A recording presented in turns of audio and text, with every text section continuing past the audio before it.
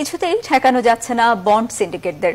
Bond সম্রাট আবুল হোসেনের ছত্রছায়ায় ৬৭ প্রতিষ্ঠানের হাতে জিম্মি দেশের কাগজ ও কাপড় শিল্পের বাজার। ব্যবসায়ীদের তথ্য মতে বন্ড সুবিধার অপব্যবহারে প্রতি বছর সরকার হারাচ্ছে ৮০,০০০ কোটি টাকার রাজস্ব।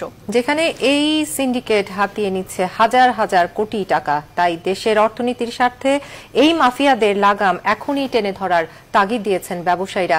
বিস্তারিত আলী তালুকদারের প্রতিবেদনে।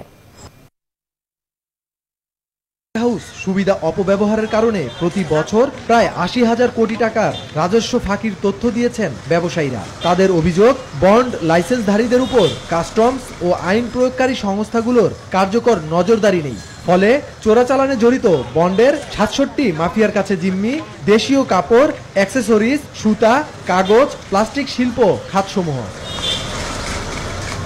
অনুসন্ধানে জানা গেছে এই বন্ড মাফিয়াদের গডফাদার পুরান ঢাকার আবুল হোসেন ওরফে বন্ড আবুল। পুরান ঢাকার কিছু অসাধু পুলিশ কর্মকর্তাদের যোগ সাজশে নয়াবাজারে যিনি গড়ে তুলেছেন অবৈধ বন্ড সাম্রাজ্য।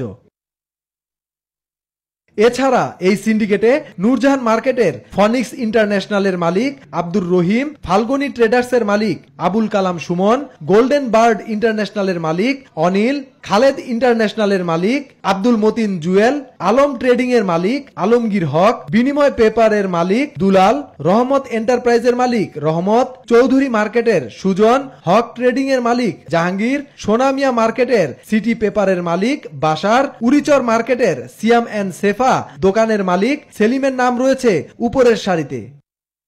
এসব বন্ড মাফিয়াদের বিরুদ্ধে বিভিন্ন সময়ে অভিযানে জব্দ করা হয়েছে শত শত কোটি টাকার মালামাল, কিন্তু মামলা সুরাহার ক্ষেত্রে দীর্ঘ সূত্রতার কারণে মাফিয়াদের এখন পর্যন্ত কঠোর শাস্তি নিশ্চিত করা যায়নি।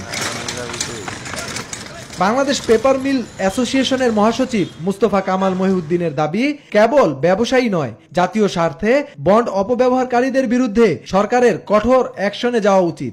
এই পেপার সেক্টরে প্রায় 15 লক্ষ মেট্রিক টন কাগজ আমাদের উৎপাদন হয়, আমাদের ক্যাপাসিটি আছে 130টা পেপার মিলের। আনফর্চুনেটলি এই বন্ডের কারণে মাত্র 3 থেকে 4 লক্ষ মেট্রিক টন পেপার আমরা চালাতে পারি, বাকি ক্যাপাসিটিটা আমাদের ড্রেন আউট হয়ে যাচ্ছে। তার মানে এই যে আমাদের 70,000 কোটি বিনিয়োগ, এই যে 10 থেকে 15 লক্ষ লোকের কর্মসংস্থান, এই যে দেশের অর্থনীতিতে যে একটা চালিকা শক্তি, এই পুরো জিনিসটাই কিন্তু ক্ষতিগ্রস্ত হচ্ছে এই বন্ডের অপব্যবহার কারণে। দেশের অর্থনীতিকে বন্ড অপব্যবহারকারী চক্রের হাত থেকে বাঁচাতে না পারলে বাধাগ্রস্ত হবে জাতীয় উন্নয়ন, এমনটাই মত ব্যবসায়ীদের। আলী তালুকদার, নিউজ 24, ঢাকা।